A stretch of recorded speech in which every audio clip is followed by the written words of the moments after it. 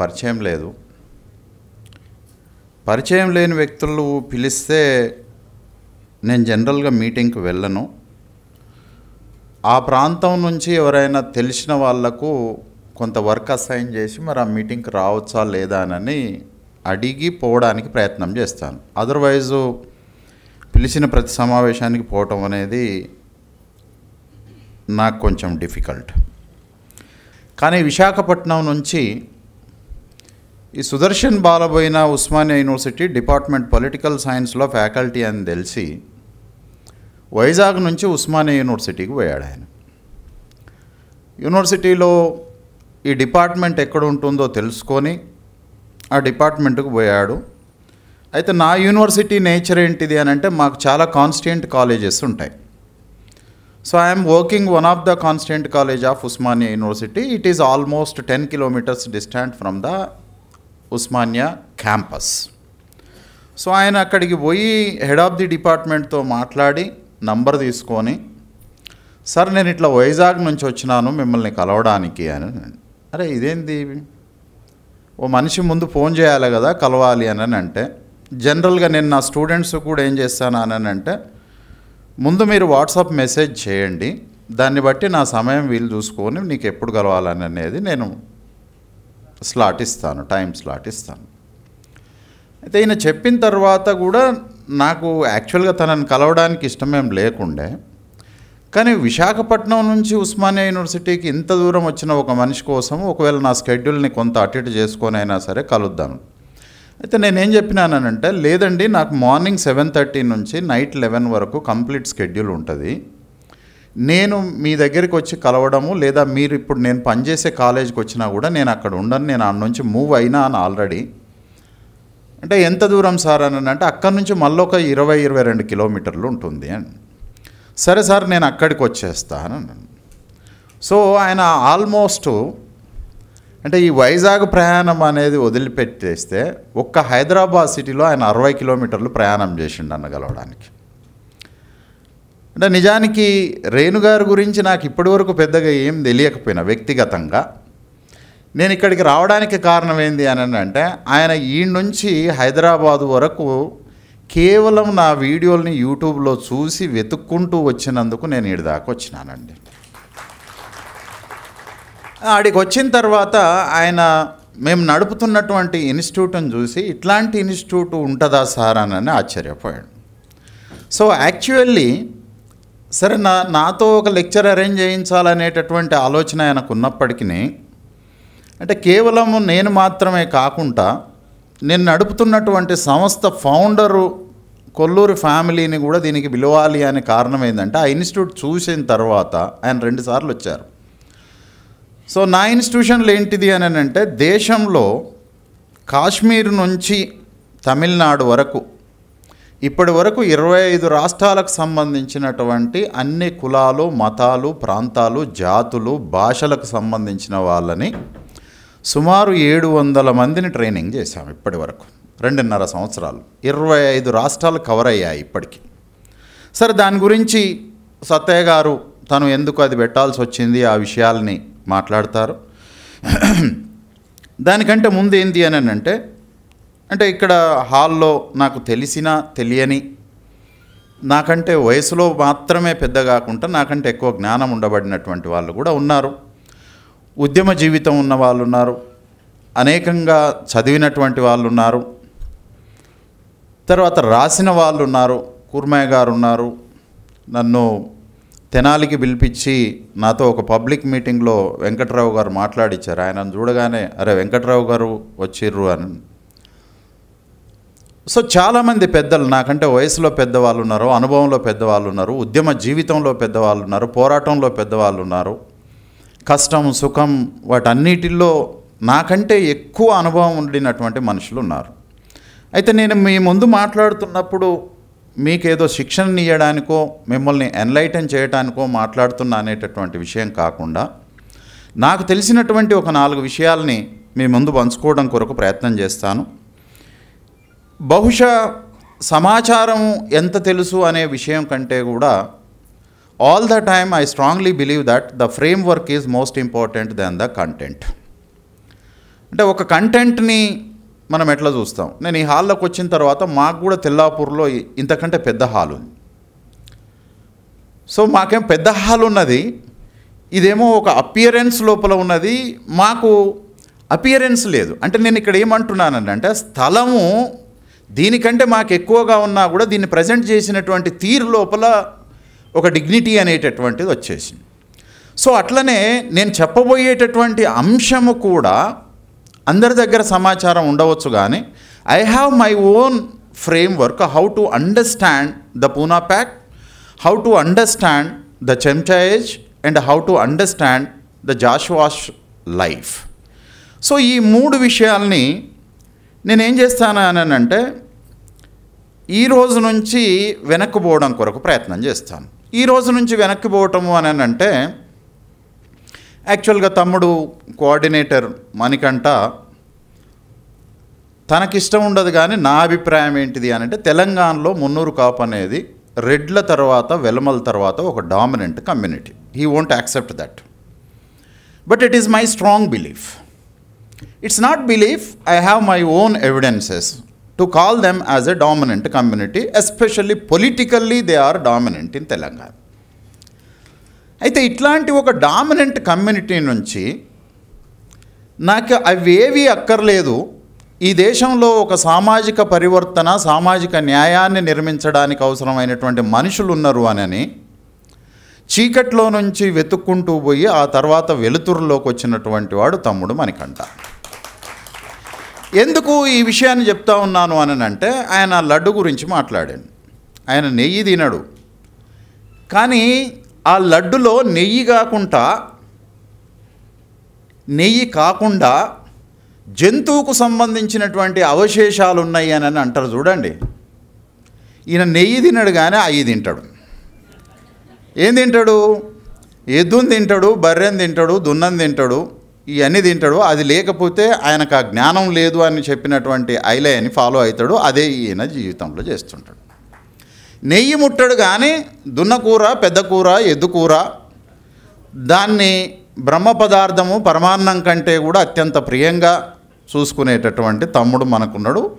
So he is the right symbol of the social revolutionary programme. So being as a Dalit నేను దున్నకూర తింటానంటే అది పెద్ద విప్లవం కాకపోవచ్చు, కానీ ఒక మున్నూరు కాపోడు దున్నకూర తింటాడు అని అంటే అది ఖచ్చితంగా నాకు విప్లవమే. Right. So let us go in to the discussion of Jashuva. అయితే జాషువాని బ్రాహ్మణ కవులు, దళిత కవులు, పరివర్తన కవులు అంతా జాషువాని దళిత కవి అని పిలుస్తూ ఉన్నారు. I have a disagreement to call him Jashuva as a Dalit poet or a Dalit writer. ఎందుకు నేను ఆ మాట అంటా ఉన్నాను అనంటే నేను ఇప్పుడు విశాఖపట్నంలో ఉండి మాట్లాడుతున్నాను. ఈ విశాఖపట్నము సరే జియోగ్రఫికల్గా నాకేం తెలుసు అనే దానికంటే కూడా విశాఖపట్నం లోపల ఒకనాడు ఒక 2 రచయితలు ఉండేవాళ్ళు. ఒక ఆయన విప్లవ కవిగా పిలువబడ్డటువంటి వాడు, ఇంకొక ఆయన సాంప్రదాయక కవిగా పిలువబడ్డటువంటి వాడు. ఒక ఆయన 1000 పడగలు రాశాడు, ఇంకొక ఆయన ఖడ్గ సృష్టి రాశాడు. అయితే ఈ 1000 పడగలు రాసినటువంటి ఆయన సాంప్రదాయకవాది, సాంప్రదాయ బ్రాహ్మడు. ఈ సాంప్రదాయ బ్రాహ్మడు జాషువా గురించి ఏం మాట్లాడాడు? ఈ విప్లవం అని చెప్పబడేటటువంటి, నాకు I have a disagreement to call him as a revolutionary poet. I have so many friends who loves him as a great revolutionary poet, but I have a complete disagreement with him that he is not a revolutionary poet, he is a Brahminical poet. He is more conservative than the conservative Veyi Padagal leader. So ఈ 1000 పడగలు రాసినటువంటి ఆయనకు జాషువాకు కొంచెం అటు ఇటు తేడాతోటి ఇద్దరికి భారత ప్రభుత్వము పద్మవిభూషణ్ ఇచ్చిందట. ఇట్లనే రేణుకుమార్ గారు లెక్కనే ఓ దగ్గర సమావేశం ఏర్పాటు చేసి ఇక 2 వేరు ప్రోగ్రామ్స్ పెడితే ఖర్చు ఎక్కువ అవుతుందని అని చెప్పి ఒకటే ప్రోగ్రాం పెట్టుకొని ఆ ప్రోగ్రాం లోపల ఇద్దరిని పిలిచి ఆడ కూర్చోబెడితే ఈ 1000 పడగలు రాసినటువంటి కన్జర్వేటివిస్ట్ ఆయన వచ్చేయమన్నాడు అని అంటే గుర్రంని గాడిదని ఒకటే దగ్గర కూర్చోబెట్టి కొలతలేసింది ఈ భారతదేశ ప్రభుత్వము అని అన్నాను. ఆ తర్వాత జాషువా గారికి అవకాశం వచ్చింది. జాషువా గారికి అవకాశం వచ్చిన తర్వాత, అయ్యా మా ఇంటి పేరు గుర్రము, గాడిదలు ఎవరో తెలుసుకోవాల్సిందే ఇక్కడ అని. మా ఇంటి పేరు అయితే గుర్రము, గాడిదలు ఎవరో తెలుసుకోవాల్సిందే ఇక్కడ అని నేను. ఇంకొక ఆయన మార్క్సిస్ట్ కవి, విప్లవ కవి అంటే శబ్దంలో విప్లవం ఉండి ఉండొచ్చు. ఆ శబ్దంలో విప్లవం నేను గద్దర్లో చూశాను, కానీ ఈయనలో అయితే నేను చూడలేదు.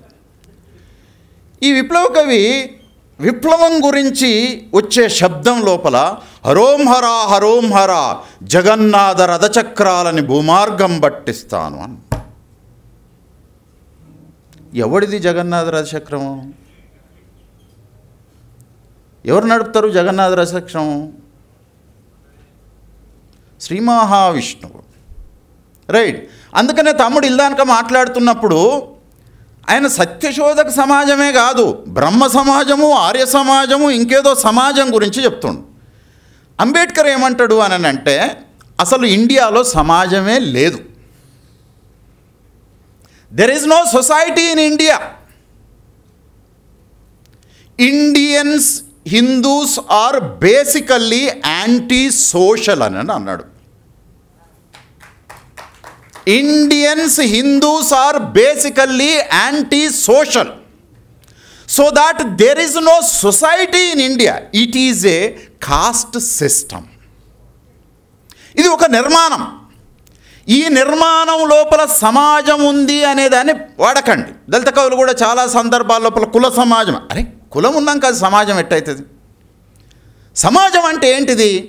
There should be a something which can be shared equally, commonly by every human being without any kind of restrictions and neglections. ఏ మనిషి కూడా ఇంకొక మనిషిని ఇది నాది అది నీది అని కాకుండా, హ్యూమిలియేషన్ లేకుండా, ఇంటాలరెన్స్ లేకుండా, ఏ మనిషిని హైరార్కికలు తక్కువగా చూడకుండా ఉన్నదేదో మనం అందరము సమానంగా పంచుకుందాం, ఇది మనది అనేటటువంటి భావన ఉండేటటువంటి మనుషులు బతికేటటువంటి ప్రదేశము సమాజం Ambedkar. So that for Ambedkar India is a anti social and there is no society in India. The ultimate target of Babasaheb Ambedkar and Mahatma Jyotirao Phule to build the society in India. సత్యము సూత్రంగా కలిగినటువంటి, సత్యము ధర్మంగా కలిగినటువంటి సమాజాన్ని నిర్మించటం అనేటటువంటిది జాషువా యొక్క పూలే యొక్క అంతిమమైనటువంటి లక్ష్యం. అట్లాంటి లక్షణము కోరుకున్నటువంటి, అట్లాంటి కవిత్వాన్ని సృష్టించినటువంటి ఒక మహాకవిని పట్టుకొని మనమే ఆయనని దళిత కవి అని నేస్తా ఉన్నాం. నేనేమంటాను అని అంటే, ఆయన మహానో కాదో ఆ సంగతి తర్వాత, కానీ ఆయన మానవత్వం పరిడవిల్లేటటువంటి ఒక హ్యూమన్ పోయెట్. ఈ ప్రిఫిక్స్ని ఎక్కడ ఎవరు వాడి ఉండకపోవచ్చు. మానవ కవి ఆయన, మానవత్వం గురించి, మనిషి గురించి. అందుకనే ఆయన ఏమన్నాడు అని అంటే, నేను కులాలు మతాల గీతలు గీచుకున్నటువంటి దాంట్లో నేను బంధించబడను, నేను విశ్వనరుడిని అని అంటున్నాను. నేను విశ్వమానవుడిని, నేను మాదిగని కాదు, నేను గొల్లని కాదు, నేను దళితుణ్ణి కాదు, నేను క్రైస్తవుణ్ణి కాదు, నేను భారతీయుణ్ణి కాదు. నాకు ఐడెంటిటీస్ ఇవ్వకండి. Don't give me any kind of identities. I'm a just human being. So I treat every human being as like me how I treat myself. నన్ను నేను ఎట్లా అయితే గౌరవించుకుంటానో, ఇతరులని కూడా ఈ భూమి మీద ఏ మూలనైనా ఒక మనిషి ఉంటే ఆ మనిషిని కూడా నేను అట్లనే చూస్తాను.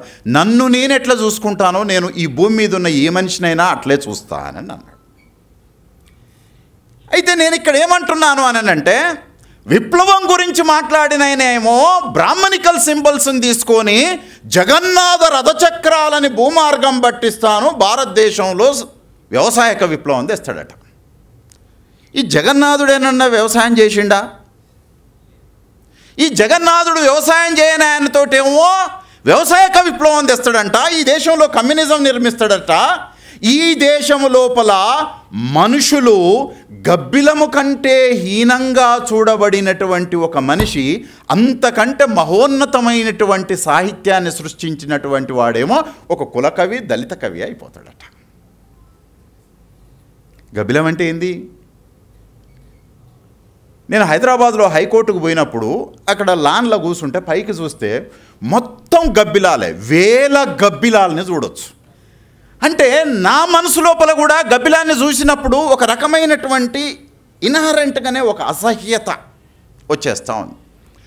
అంటే గబ్బిలం అనేటటువంటి ఒక జీవిని మనుషులంతా అసహ్యంగా, ఇంటాలరెంట్గా చూసేటటువంటి జీవికి కూడా గుడిలో స్థానం దొరుకుతుంది, కనీసం ఆ ఫ్లోర్ మీద ఏలాడబడటానికైనా.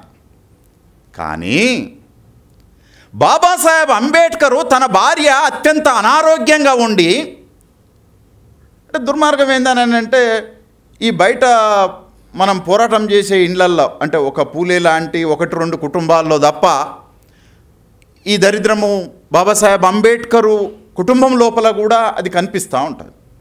ఆయనేమో ఈ ప్రపంచాన్ని మొత్తం మార్చడం కొరకు ప్రయత్నం చేస్తూ ఉన్నాడు. హిందూ మతం అత్యంత దుర్మార్గమైంది, దాన్ని ధ్వంసం చేయాలి డైనమైట్లు పెట్టి అని చెప్పి అనహిలేషన్ ఆఫ్ కాస్ట్లో రాస్తూ ఉండు. భార్య చివరి కోరిక ఏం కోరుతుంది అని అంటే, అయ్యా నేను ఇప్పటి వరకు ఏమీ నిన్ను అడగలేదు. నిజానికి ఆ తల్లి ఏం అడగలేదు. ఆమె జీవితాన్ని సర్వస్వాన్ని తన భర్తకు దారపోసింది. ఆ భర్త తన సర్వపు జీవితాన్ని మొత్తం కూడా ఈ దేశాన్ని నిర్మించడం కొరకు దారపోశాడు. ఆ కుటుంబం లోపల వ్యక్తిగతము అనేటటువంటిది ఇసుమంతా కూడా లేనటువంటి మనుషుల కుటుంబం. అక్కడ ఆమె చివరిగా ఒకే ఒక్క కోరిక కోరుకుంది. అది బతకాలని కోరుకున్నదా లేకపోతే నరకం పోకుండా స్వర్గం పోవాలని కోరుకున్నదో తెలియదు. కానీ అయ్యా పండరీనాథుడి టెంపుల్కు నన్ను తీసుకుపోవాలని. జీవితంలో ఏనాడు ఏ మాట కోరనటువంటి ఒక భార్య చావుకు దగ్గరగా ఉన్నప్పుడు తీసుకుపోవాలని అంటే తనకి ఇష్టం లేకపోయినా కూడా తీసుకుపోలేక, అమ్మా నువ్వు వాడికి పోతే కూడా వాళ్ళు మన అనుమతించరు అని చెప్తే, లేదు పోదాము ప్రయత్నం చేద్దాము అని అంటే ఆడికి పోతే ఆ పండరీనాథ్ టెంపుల్ లోపలికి ఎంట్రీ లేదు. తీసుకొని వచ్చి బయట గుడి బయట ఆ నేల మీద కూర్చొని ఈ దేశపు తలరాతలు మార్చడానికి 30 కోట్లు కాదు, ఇవాళ 140 కోట్ల తలరాతలు మార్చడానికి ఒక గ్రంథం రాసినోడు ఈ దేశపు నేల మీద కూర్చున్నాడు. గుళ్ళోకి అనుమతించబడలేదు. మన తల్లి మాతా రమాబాయి గుడిలోకి రానియకపోతే, చూసినవా నీ దేవుడు నిన్ను ఎంత అవమానకరంగా చూస్తున్నాడో, లోపలికి రానియట్లేదు అని.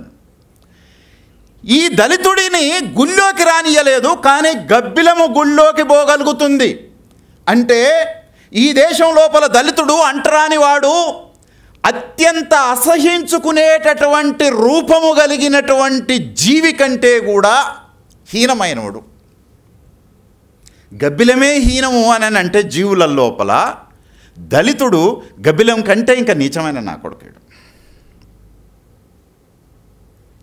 అట్లాంటి ఒక గబ్బిలాన్ని ఎంపిక చేసుకున్నాడు.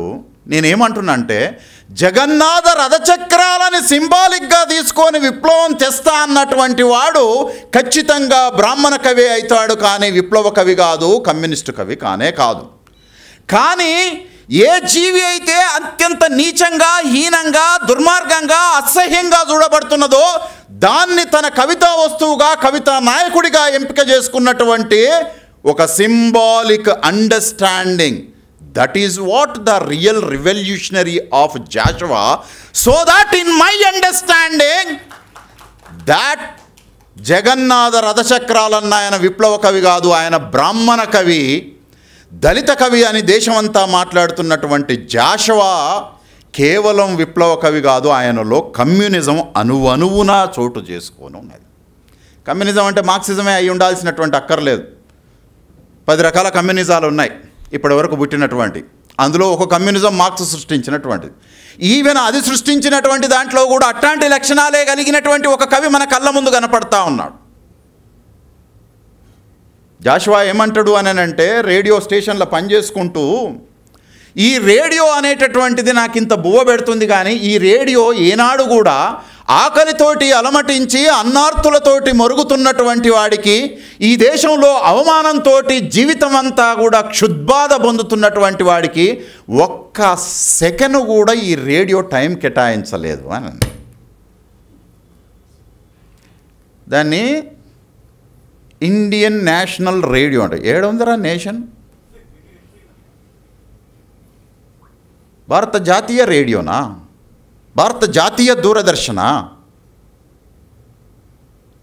మొత్తం ఇప్పుడు 100-150 ఏళ్ళ భారతదేశ రేడియో టెలివిజన్ చరిత్రను తీసుకుంటే ఏ ఒక్క రోజైనా ఈ దేశంలో ఆ క్షుద్బాధను పొందుతున్నటువంటి మనిషికి ఒక సెకను కేటాయించినటువంటి ఈ రేడియో నాది కాదు, ఒక్కనాడంటే ఒక్కనాడు నువ్వు ఇది మాట్లాడలేకపోయినావు అని. ఇటలీలో మార్క్స్ తర్వాత వచ్చినటువంటి ఒక నియో మార్క్సిస్టు యాంటోనియో గ్రాంషి అనేట ఆయన ఉండేటటువంటి వాడు, ఆయన పెట్టుబడిదారి సమాజము తన పెట్టుబడిదారి భావాజాలాన్ని, తమ్ముడు చెప్పినటువంటి కాన్షియస్నెస్, ఆ బూర్జువాజీ కాన్షియస్నెస్ని ప్రమోట్ చేయటం కొరకు సమాచార సాధనాల్ని అది వాడుకుంటుంది. అందులో రేడియో ఒకటి, టెలివిజన్ ఒకటి, ఇంకా సినిమా ఇంకొకటి అని. జాషువా రేడియో ప్రొలిటేరియట్కు ఏమి ఇవ్వట్లేదు, ఈ దేశంలో దళితుడికి అంటరానోడికి ఏమి ఇవ్వట్లేదు, ఈ దేశం లోపల స్థిరత్వం అయిపోయి కూర్చున్నటువంటి ఒక బ్రాహ్మణీయ పెట్టుబడిదారి భూస్వామ్య భావాజాలానికి బాకాలు ఊదుతుంది అని. This is what communism. రా డైలాగ్ వస్తావా, రా మాట్లాడుకుందాం. నువ్వు దేన్ని కమ్యూనిజం అని చెప్తున్నావో తరాజులో పెట్టి చూస్తే నువ్వు కమ్యూనిజము, కమ్యూనిస్టు కవిత్వము, కమ్యూనిస్టు సిద్ధాంతము అని పెట్టినటువంటి 100 మందిని ఇటు పక్కకు పెడదాము, ఇటు పక్క ఒక జాషువాని పెట్టుకొని కూర్చుందాం. దేంట్లో ఆ డీపర్నెస్ ఉంటుంది, దేంట్లో ఆ తీవ్రత ఉంటుంది, దేంట్లో ఒక ఆర్ద్రత ఉంటుంది, దేంట్లో ఒక విప్లవాత్మకమైనటువంటి సమాజాన్ని విముక్తి చేసేటటువంటి కంటెంట్ ఉంటుంది. ఆయన ఏమంటాడు అని అంటే, లాస్ట్లో గబ్బిలంలో మాట్లాడుతూ, గబ్బిలమా నీకు కనీసం గుడిలోకి రావటానికి అవకాశం ఉంది కదా, శివుడికి నా తరపున ఒక మాట చెప్పు,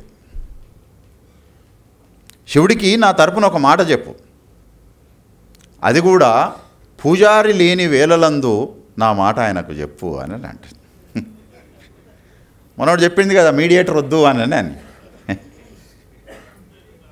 జాషువాలో పూలే ఉన్నాడు, జాషువాలో అంబేద్కర్ ఉన్నాడు, రైట్. పూజారి లేని వేళలందు నా గురించి ఒక మాట శివునికి చెప్పమ్మా. ఒకవేళ ఆడు విన్నాడు అనుకో. పూలే, డాక్టర్ అంబేద్కర్ ఏమంటారు అని అంటే, కులము అనంటే మైండ్ అనేది మతంలో ఉంది, మతం అనేటటువంటిది శాస్త్రంలో ఉంది, శాస్త్రం రాసినటువంటి వాడు బ్రాహ్మడు, సో దాట్ దేవుడు అనేటటువంటి వాడు బ్రాహ్మడి చేతిలో ఉన్నాడు. బా, ఎంత అద్భుతంగా అర్థం చేసుకున్నాడు జాషువా. మనం కూడా ఏం చెప్తాం, ఆయన లేనప్పుడు చెప్పానని అంటుంటాం. మనకి ఎవడో వాడినోడు ఉన్నాడు అనుకో, ఆయన లేనప్పుడు చెప్పానని అంటున్నాం. ఇంటే దాని కాన్సిక్వెన్సెస్ వేరే రకంగా ఉంటాయి. నువ్వు ఏదో ఒక జీవితం లోపల ముక్తి కావాలి, విముక్తి కావాలి అని అనుకుంటున్నావు, ఫలానా వాడింటే నీ విముక్తి జరిగేటటువంటి అవకాశం ఉండదు. కాబట్టి పూజారి లేని వేళలందు శివునికి నా గురించి ఒక్క మాట చెప్పమ్మా, నీకు నాకు సేమ్ లక్షణాలు ఉన్నాయి అని.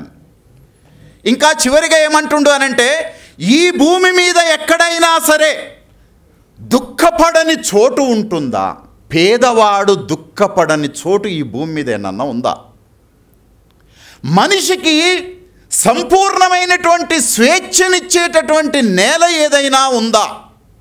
కవికి రాసుకోవడానికి, సంపూర్ణమైనటువంటి జ్ఞానానికి అవకాశం ఇచ్చేటటువంటి భూమి ఎక్కడన్నా ఉందా? నువ్వు ఈ ప్రపంచమంతా తిరుగుతావు కదా, పేదోడు దుఃఖపడని చోటు, కవి రిస్ట్రిక్షన్స్ లేకుండా రాసుకునే చోటు, మనిషి అనేటటువంటి వాడికి సంపూర్ణమైనటువంటి స్వేచ్ఛ ఉండేటటువంటి చోటు, జ్ఞానము వర్ధిల్లు నేల ఈ భూమి మీద ఎక్కడన్నా ఉంటే చెప్పమ్మా, నేనక్కడ పోయి నివాసం ఉంటా అని అంటుండం. I will live there. నీకు ఒకవేళ తెలిస్తే చెప్పు, ఈ భూమి మీద ఎక్కడైనా ఉంటేను. రౌండ్ టేబుల్ కాన్ఫరెన్స్ 1931లో జరుగుతున్నప్పుడు బాబాసాహెబ్ అంబేద్కర్ గాంధీ తోటి యుద్ధం, ఘర్షణ జరుగుతున్నటువంటి కాలం లోపల మిస్టర్ గాంధీ, నాకు మాతృభూమి లేదు, నాకు మాతృభూమి కావాలని. జాషువా మాతృభూమి పదం వాడకపోవచ్చు, కానీ మాతృభూమి చోట ఏ బిడ్డ, ఏ తల్లి తన బిడ్డ దుఃఖపడకుండా చూసుకుంటుంది. మాతృభూమి అంటే ఏంటిది అని అంటే, జాషువానే బాబాసాహెబ్ అంబేద్కర్ మాట్లాడినటువంటి నాకొక మదర్ ల్యాండ్ కావాలి అని అంటుండు. ఏ తల్లి అయినా బిడ్డ ఏడుస్తుంటే ఊరుకుంటుందా?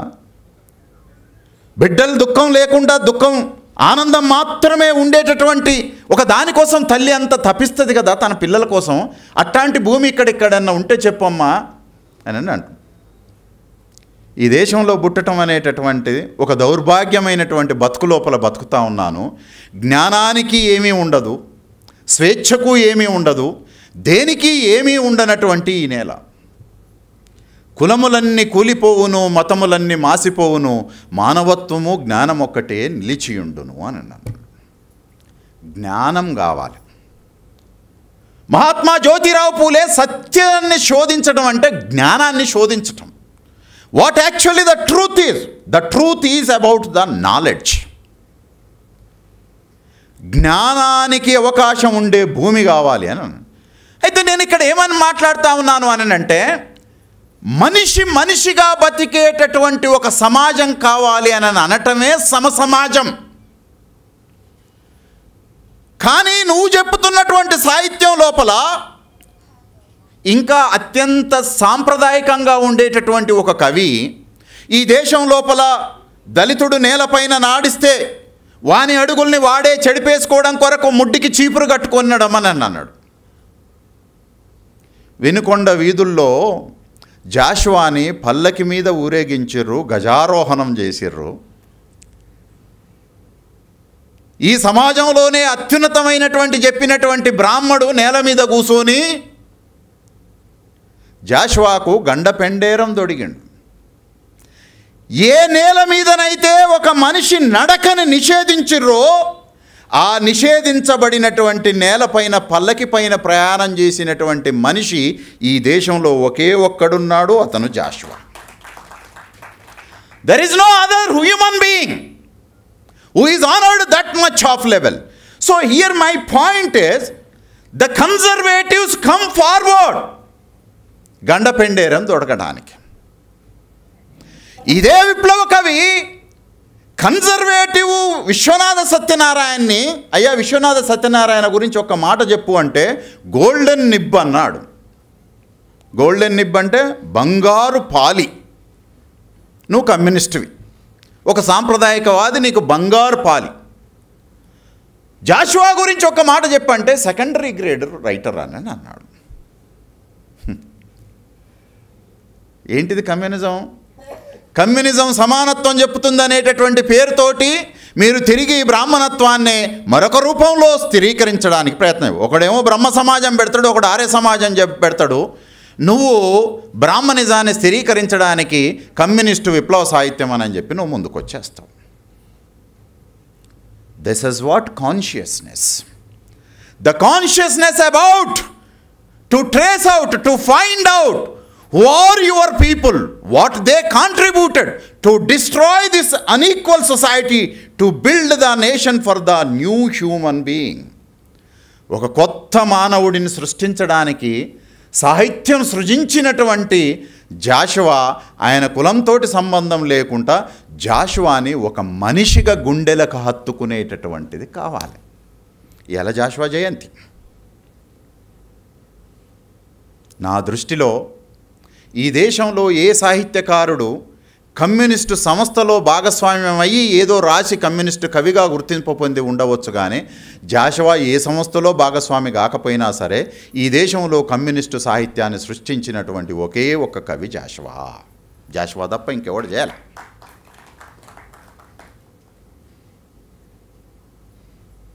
సో మనం ఆ కృతజ్ఞత నివాళితోటి బతకటం అనేటటువంటిది ఒక సామాజిక పరివర్తన. కులాల అడ్డుగోడల్ని ధ్వంసం చేసుకుంటూ ఒక మనిషి ఈ సమాజాన్ని విముక్తం చేయటం కొరకు ప్రయత్నం చేస్తే తనని మన హృదయాలకు అద్దుకొని నిలబడటం అనేటటువంటిదే సామాజిక పరివర్తన. రేణుకుమార్ గారు చెప్పారు, సార్ ఈ మీటింగ్కు బ్రాహ్మలు వస్తారు, ఇతరులు వస్తారు, ఎవరిని కొంచెం నొప్పించకుండా సార్ అని అన్నాడు. 3000 సంవత్సరాల నుంచి మనం నొప్పించి బాకులు గుద్దినట్టు గుద్దుతూ ఉంటే ఒక్క నిమిషం అట ఎవరిని నొప్పియొద్దట. సరే సరే అని అన్నా. ఎవరన్నా ఉన్నారో లేరో నాకు తెలియదు. నొప్పించటమే ఇంటెన్షన్ కాదు, కక్ష తీర్చుకోవటం ఉద్దేశము కాదు. జ్యోతిరావు పూలే బ్రాహ్మణ స్నేహితుడున్నాడు. బ్రాహ్మణ స్త్రీకి పుట్టినటువంటి బ్రాహ్మణ స్త్రీని తగలబెడుతుంటే పోయి కాపాడి ఆ బిడ్డను తీసుకొని వచ్చేసి పెంచుకున్నాడు. పూలే బ్రాహ్మణ వ్యతిరేకి కాదు, బ్రాహ్మణ అసమాన సమాజాన్ని ధ్వంసం చేసే విప్లవకారుడు. జాషువా బ్రాహ్మణ వ్యతిరేకి కాదు, బ్రాహ్మణత్వాన్ని ధ్వంసం చేసేటటువంటి ఒక మహాకవి.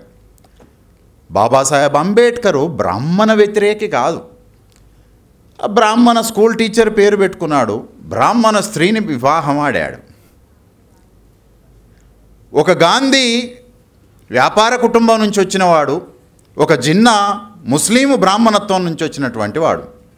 అదే మరాఠా లోపల తన తండ్రి సమకాలీకుడైనటువంటి Mahadev Govind Ranade, who is a pure Brahmin by birth. Ranade Gandhi Jinnah అని ఆయన ఇచ్చినటువంటి ఉపన్యాసం లోపల బ్రాహ్మణ రనడే లోపల సామాజిక సంస్కరణ లక్షణాలు ఉన్నాయి, అట్లాంటి రనడేలు మనకు కావాలి, గాంధీలు జిన్నాలు వద్దు అని అన్నాడు. ఇప్పుడు నా తండ్రి బాబాసాహెబ్ అంబేద్కర్ బ్రాహ్మణులకు వ్యతిరేక, నా తాత మహాత్మా జ్యోతిరావు పూలే బ్రాహ్మణులకు వ్యతిరేక, మా మరో తాత జాషువా బ్రాహ్మణులకు వ్యతిరేక, నా తాత పెరియార్ బ్రాహ్మణులకు వ్యతిరేక. ఈ మనుషులెవ్వరూ ఒక ప్రత్యేకమైనటువంటి సామాజిక వర్గానికి వ్యతిరేకులు కాదు. ఈ మనుషులు వ్యతిరేక భావాలు కలిగినటువంటి మనుషుల యొక్క మైండ్లని ధ్వంసం చేసి మనిషిని మనిషిగా చూసేటటువంటి ఒక సమసమాజాన్ని నిర్మించినటువంటి, సమసమాజం నిర్మిద్దామని అనుకున్నోడేమో ఫలానోడికి వ్యతిరేకమని ప్రచారం చేసిర్రు. మనుషుల్లో మేము మాత్రమే గొప్పగా ఉండాలి, ఇతరులెవరూ మాకు ఈక్వల్గా ఉండబడొద్దు అనేటటువంటి వాడేమో గొప్ప సాహిత్యకారుడిగా నిలబడిపోతాడు. This is what to provide the consciousness. The conference objective itself is to give the consciousness of. There is a wrong notion that పూలే, అంబేద్కరు, పెరియారు, జాషువా బ్రాహ్మణ వ్యతిరేకులు అనేటటువంటి వేసిన ముద్ర ఇవాళ ఈ హాల్లో అంతమంది లేకుండా ఉండటానికి కారణమైంది. వాళ్ళు మనుషుల్ని ప్రేమించేటటువంటి ఒక మహామూర్తులు అని అనుకున్నటువంటి నాడు ఇది ఎట్ట నిండి ఉండేదో మనకు అర్థమయ్యి ఉండేది. There are very false notions and misconceptions. To break that misconceptions, to destroy that false notions, though here is very less people, it doesn't matter at all. నా దృష్టి లోపల ఈ హాల్లో కూసున్నటువంటి 20 మంది రేపు ఒక మాటతోటో ఒక చేతతోటో ఈ దేశాన్ని మార్చటానికి వచ్చినటువంటి వాళ్ళు. రానివాడు ఏమీ చేయడు, వాని మీద నేను నమ్మకం ఎట్టి పరిస్థితుల్లో పెట్టుకోలే. ఈ దేశాన్ని కూల్చడానికి ఎప్పుడో ఏదో గుండు సూది లాంటిదైనా దొరికితే దాని నుంచి ఈ దేశాన్ని కూల్చి ఒక కొత్త దేశాన్ని నిర్మించటం కొరకు ఏదో ఒక మేరకు పనిచేసే మనిషే ఈడొచ్చి కూసోగలుగుతాడు, కూసున్నాడు అని చెప్పి నేను భావిస్తాను. బయట ఉన్నోడి గురించి నేను ఆలోచించను. ఎందుకనంటే వాడు వచ్చి ఈడ కూసున్నా ఈ ఉన్న 10 మందిని జడగొట్టడానికి తప్ప వాడు ఏమిటికి ఉపయోగపడాడు. So the number is not at all the matter. There is only one Pule, there is only one Ambedkar, there is only one Joshua. One person can create, one person will build the nation, not everybody else. Right? So that doesn't matter. Now coming to the point that యాక్చువల్గా రేణు గారు నా దగ్గరకు వచ్చినప్పుడు మాట్లాడుతూ నేను విజయవాడలో Poona pact గురించి మాట్లాడిన ఉపన్యాసం చూసి ఆ ఉపన్యాసం చాలా బాగుంది సార్, అట్లాంటిది నేను వేరే వాళ్ళ దగ్గర ఎప్పుడు విని లేను అని. అయితే నిజానికి it is complex than mathematics, not Vedic mathematics. అంటే చాలామంది ఇప్పుడు చెప్తారు కదా వేదిక మీద, అంటే ఏ వేదంలో ఏ శ్లోకంలో నువ్వు గణితం చెప్పినావో నాకు చెప్పు. అడు కోల్గేట్ వాడు చూడండి అడ్వర్టైజ్మెంటు, వేదిక టూత్ పేస్ట్ అట, చెప్పు తీసుకొని తంతే అప్పుడు చక్కగా వస్తారు. వేదిక టూత్ పేస్ట్, వేదిక మ్యాథమెటిక్స్, ఇంకేందో వేదిక. అల్ల ఉన్నదంతా అజ్ఞానమేనా? గణితం ఏడున్నది? అల్ల ఉన్నదంతా అజ్ఞానమేనా? ఫిజిక్స్ ఏడుంది, బయాలజీ ఏడుంది, మెడిసిన్ ఏడ ఉన్నది, ఫిలాసఫీ ఏడ ఉన్నది? Nothing is there. It's not only my statement, it is the statement of Babasaheb Ambedkar. ఆయన ఏమన్నాడు అని అంటే, the nonsense all of that there is in the Vedas అని అన్నాడు. ఇన్ని రోజుల నుంచి పండ్లు దోముకుంటున్నాం కదరా, వేదిక కోల్గేట్ వాడితేనే పండ్లు తెల్లగా అవుతాయని బుద్ధి జ్ఞానం ఏమైనా ఉందా నీకు? సో పూనా ప్యాక్ట్ గురించి మాట్లాడటం కూడా, వేదిక మ్యాథ్స్ అంతా అది లేని దాని గురించి నేను ఊహించలేను, కానీ గణితం లాగా ఈక్వల్గా కొంచెం డిఫికల్ట్గా ఉంటుంది. I don't know how many of you can understand that Poona fact. అయితే 1928, 27 సబ్జెక్ట్ టు కరెక్ట్. నాకు డేట్లతోటి కొంచెం ఇబ్బంది ఉంటుంది, పేర్లతోటి కూడా ఇబ్బంది ఉంటుంది.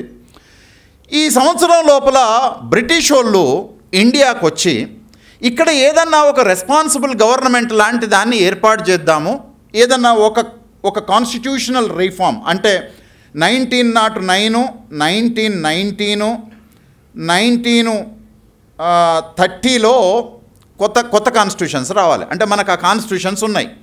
1909 కాన్స్టిట్యూషన్ ఉంది, 1919 కాన్స్టిట్యూషన్ ఉంది, 1935 కాన్స్టిట్యూషన్ ఉంది, ఫైనల్గా మనకు 1950 కాన్స్టిట్యూషన్ ఉంది. అంటే బ్రిటిష్ ప్రభుత్వం ఏం చేసిందంటే, ప్రతి 10 ఏళ్ళకు ఒకసారి ఏదైతే 10 ఏళ్ల క్రితం రాసుకున్నటువంటి కాన్స్టిట్యూషన్ ఉందో దాన్ని కొంత రీఫార్మ్ చేసుకుంటూ అడ్వాన్స్ చేసుకుంటూ పోవాలి అని అనుకుంది. ఎట్లా అడ్వాన్స్ చేయాలి అని అన్నప్పుడు సైమన్ అనేటటువంటి ఒక కమిషన్ ఏర్పాటు చేసి, ఆ commission members, they are all the parliament members of United Kingdom. They came to India. వాళ్ళు ఈ దేశంలో తిరగడానికి వచ్చారు. ఇక మన వీరుడు, ఆయన నేక్డ్ పర్సన్, ఈ దేశంలోకి అడుగు పెడితే బాగుండదు అని డైలాగులు కొట్టాడు. So our father Babasaheb Ambedkar, Simon is welcome అని అన్నాడు. ఈ దేశమంతా సైమన్ గోబ్యాక్ అని 30 కోట్ల మందితోటి నినాదం ఇస్తుంటే, మన తండ్రి బాబాసాహెబ్ అంబేద్కర్ 30 కోట్ల శబ్దాలకు మరో 30 కోట్ల శబ్దాలను నిర్మించేటటువంటి ఒక్క గొంతుతోటి సైమన్ వెల్కమ్ అని అన్నాడు. So that is power. ఏదో ఈడ హాళ్ళ మనుషులు లేరు అని చెప్పి ఇబ్బంది పడాల్సినటువంటి అవసరం లేదు. దేశమంతా గాంధీ ఎమ్మడి పరుగులు పెడతా ఉంటే మూర్ఖత్వంతో మన తండ్రి బాబాసాహెబ్ అంబేద్కర్ ఇటు చూసినా ఎవడు లేకపోయినా నా ఒక్క శబ్దంతో ఈ దేశపు మూలాల్ని మొత్తం బద్దలు కొడతానని అనుకొని నిలబడి ప్రశ్నించాడు. Simon, mister Simon, welcome. Not only me, actually there are many people who are deprived in this country. వాళ్ళ సమస్యలు చెప్పుకోవడం కోసం ఈ బ్రిటిష్ ప్రభుత్వానికి ఇన్ని రోజులు బ్రిటిష్ ప్రభుత్వం బ్రాహ్మణులకు మాత్రమే ఉపయోగపడ్డది, భూస్వాములకు, రాజులకు మాత్రమే ఉపయోగపడ్డది. ఇవాళ సామాన్య ప్రజల ఘోష వినడానికి నువ్వు సిద్ధంగా ఉన్నావా చెప్పు. ఈ దేశం లోపల అణగారిన ప్రజల యొక్క గొంతుల్ని నీకు వినిపిస్తా. I will represent the whole people of this country who are underprivileged. వింటావా నువ్వు? గాంధీ చాలా శక్తివంతుడు. గాంధీ దగ్గర సంపద ఉంది, గాంధీ దగ్గర మనుషులున్నారు, గాంధీ దగ్గర బంగారము, వజ్రాలు, వైడూర్యాలు, మాసు, మూక, సర్వస్వం ఉంది. పెట్టుబడిదారులు ఉన్నారు ఆయనతోటి, భూస్వాములు ఉన్నారు, రాజ సంస్థానాధీశులు ఉన్నారు. సర్వస్వము గాంధీతోటి ఉన్నది. ఈ దేశంలో సంపద, శక్తివంతమైనటువంటి మనుషులంతా గాంధీ పక్కన నిలబడ్డారు. మన తండ్రి పక్కన ఒక్కడంటే ఒక్కడు బుడ్డగోసి పెట్టుకున్నోడు లేడు. కానీ ఎంత గుండె ధైర్యం ఉంటే దేశమంతా ఒక దిక్కు నిలబడితే మన తండ్రి బాబాసాహెబ్ అంబేద్కర్ ఒక్కడే ఒక దిక్కు నిలబడి ఈ దేశానికి సమానంగా ఉన్నాడు. ఈడు మహేష్ బాబు ఒకే ఒక్కడు కాదు, మన తండ్రి బాబాసాహెబ్ అంబేద్కర్ ఒకే ఒక్కడు.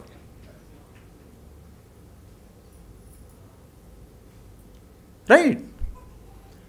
ఆ కమిషన్ ఈడికి వచ్చింది, వాళ్ళు ఏదో స్టడీ చేసిర్రు, ముస్లిమ్స్ రిప్రజెంటేషన్ ఇచ్చిర్రు, రకరకాల మతాలోళ్ళు కులాలోళ్ళు వాళ్ళు వీళ్ళు రిప్రజెంటేషన్ ఇచ్చిర్రు, వాళ్ళు అక్కడికి పోయిర్రు.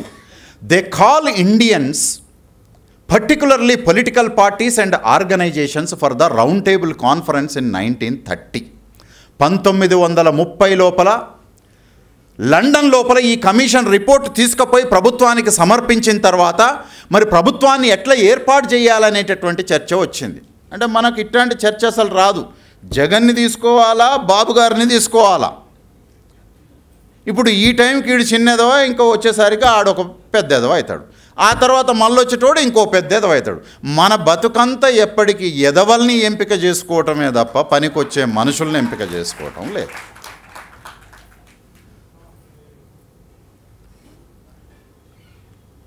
So they call Indians, political parties, కుల సంఘాలు, మత సంఘాలు, సివిల్ సొసైటీ ఆర్గనైజేషన్స్ అన్నిటినీ లండన్లో సమావేశం ఏర్పాటు చేసిర్రు. గాంధీ దగ్గర బిర్లా ఉన్నారు, టాటాలు ఉన్నారు, పైసలు ఇచ్చేసి పంపించేశారు. మన అయ్యకాడ పైసలు లేవు, లండన్ దాకా పోవాలి, డబ్బులు లేవు. డబ్బులు లేకపోతే దేశమంతా బిచ్చం వేసుకొని మరి మనకు ఒకడే ఒక్క మనిషి ఉన్నాడు, ఆయన దగ్గర పోవడానికి పైసలు లేవు అని చెప్పి ఈ దేశము పావలా పైసా అనా పైసాలు డబ్బులు వేసుకొని మన తండ్రిని బాబాసాహెబ్ అంబేద్కర్ని ఫస్ట్ రౌండ్ టేబుల్ కాన్ఫరెన్స్కు పంపింది. గాంధీ ఏమనుకున్నాడు అని అంటే, నేను పోవట్లేదు కదా, ఆడేం జరగదు అని అనుకున్నాడు. Because he feels that he is very powerful man. Powerful man మీటింగ్లో లేకుండా అక్కడ డిసిజన్ ఎట్లా జరుగుతుంది అని అనుకున్నాడు. But you are not the powerful man, there is a powerful man, Babasaheb Ambedkar. He decides the whole meeting objectives. He decides the decision making. He is only the person who completely turned the resolutions of the round table conference. మొత్తము ఆ British ప్రభుత్వం కూడా ప్రధానమైనటువంటి అంశాలు అని అనుకున్నాయి కిందికి పోయాయి. ఇది పెద్ద విషయం కాదు అని అనుకున్నటువంటిది ఫస్ట్ ప్రయారిటీ లోపల వచ్చి కూర్చుంది. The powerful people can only do that things. The lazy people will sleep there. Yes, our father is powerful, but we are very lazy. చర్చ పెట్టిండి, అయిపోయింది. అర్నియమ్మ, ఈ దేశంలో ఏదో జరగబోతా ఉన్నది, దీన్ని ఆపకపోతే కుదరదు అని చెప్పి సెకండ్ రౌండ్ టేబుల్కు గాంధీ కూడా మళ్ళీ పెద్దగా పిలవకుండానే ఆయన వచ్చేసాడ కూర్చొని వాళ్ళతోటి చర్చ పెట్టిండు. అసలు గాంధీ ఈ దేశంలో కొత్తగా ఏర్పడబోయేటటువంటి రాజ్యాంగము, ప్రభుత్వము ఎట్లా ఉండాలి అనేటటువంటి విషయం మీద చర్చేం జరపకుండా దళితులకు ప్రత్యేక నియోజకవర్గాలు ఇవ్వద్దు అనేటటువంటిది ప్రధానమైనటువంటి చర్చాంశం. ప్రభుత్వం అని అంటే మనం ఓటేసే పని లోపలనే ఉండొద్దు, ప్రభుత్వం అని అంటే నువ్వు పరిపాలించేటటువంటి దాంట్లో ఉండాలి అని మన తండ్రి ఆలోచన చేసిండు. గాంధీ గారు ఏం చేసిర్రు అని అంటే, పరిపాలనకు మీరెందుకండి, మేము మంచిగా మిమ్మల్ని పరిపాలిస్తాము, కాబట్టి మీరు ఓటేసే పనిలో ఉంటే బాగుంటుంది అని అంటే, తిలక్ లాంటి వాడు అసలు ఓటు కూడా ఎందుకు వేయాలకు, వాడొకడు బట్టలు కుడతాడు, ఒకడు గుడ్డలు ఉతుకుతాడు, ఒకడేమో కళ్ళు గీకుతూ ఉంటాడు, ఒకడేమో చెప్పులు కుడుతూ ఉంటారు. ఈ నా కొడుకులకు అందరికీ ఓటిస్తే తలా తోకలేదు. ఇవాళ దళితులు చాలామంది చదువుకున్న వాళ్ళు మాట్లాడుతారు, పోటీ చేయాలంటేనట కనీసం 10th క్లాస్ అన్న చదివి ఉంటుంది. సిగ్గు లజ్జ ఉందారా బడకావులు మీకు? 1930లో నీ తండ్రి బాబాసాహెబ్ అంబేద్కరు ఒంటి మీద బట్ట ఉన్నా లేకపోయినా, అక్షరం మొక్క తెలిసినా లేకపోయినా, మనిషి పుట్టిన ప్రతి ఒక్కడికి ఓటు హక్కు ఉండాలి, నాది గణరాజ్యం, బుద్ధుడు నిర్మించినటువంటి రాజ్యాన్ని నేను ఇప్పుడు నిర్మిస్తానని అన్నాడు. ఈ చదువుకున్న దళితులకు బుద్ధి జ్ఞానం ఉందా? కనీసం అంటే డిగ్రీ ఉండాలట పోటీ చేయాలని అంటే. Are you speaking about the Gandhi's ideology? Are you speaking about the Tilak ideology? Are you speaking somebody else who is belongs to the dominant caste? Where is your mind? Your mind is under the control of the dominant caste. Your body is only presence with Babasaheb Ambedkar statue and photograph. నీ పక్కన బొమ్మ అంబేద్కర్ది ఉంది, నీ mind Gandhi కాడ ఉంది. బాబాసాహెబ్ అంబేద్కర్ సింపుల్గా ఒకటే question చెప్పిండు, బాబు దళితులు అనేటటువంటి వాళ్ళు హిందువులు కాదు, there are only 4 varnas comes under the category of the chaturvarna.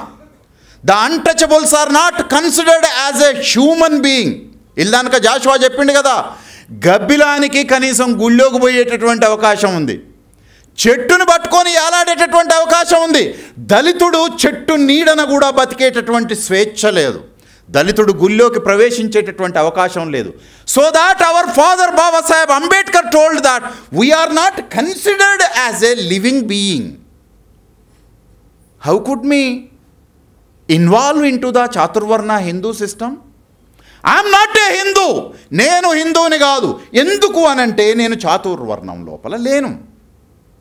So Gandhi told that ఈ దేశాన్ని మొత్తం నాశనం చేయటం కొరకు అంబేద్కర్ అనేటటువంటి ఆయన వీళ్ళనంతా రెచ్చగొడతా ఉన్నాడు.